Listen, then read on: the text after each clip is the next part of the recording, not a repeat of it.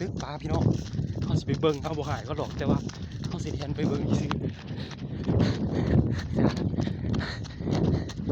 คนมาลักตึกปลาให้น้องก่อนแล้วสิเรียนไปเบิ่งเขาหายก็หรอกแค่เขาสิบอกเขาซื่อใช่ละ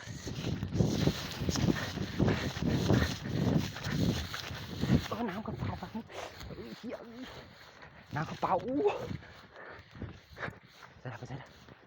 เอาเด้อเป็นลูกกำด้วย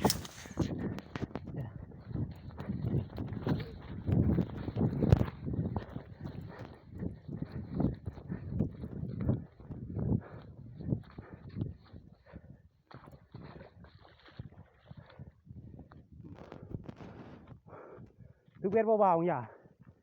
ตึกเบ็ดบ่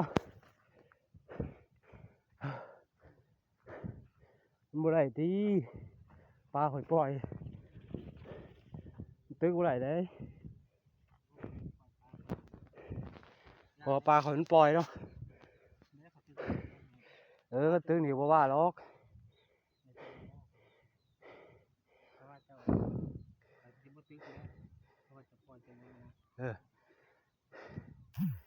เพราะว่าปล่อยแหละก็บ่อยากให้ตึกบ่คันอยากตึกก็ต้องบอกต้องยั้งแหละบ่เป็นว่าขี้ที่หรอกมันก็เฮ็ดบ่ถือกันเลยเนาะเพราะว่าน้องข่อยก็มีเจ้าบ่ได้หามบ่ยังหรอกก็บ่หายบ่ว่าหรอกแค่บอกซื่อ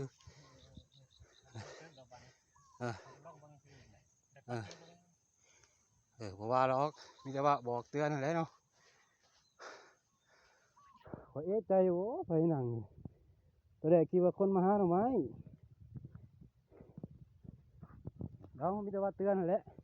บ่ว่าหรอกว่าไว้เขาเข้าใจหรอกการหากินหาอยากก็ได้เมื่อย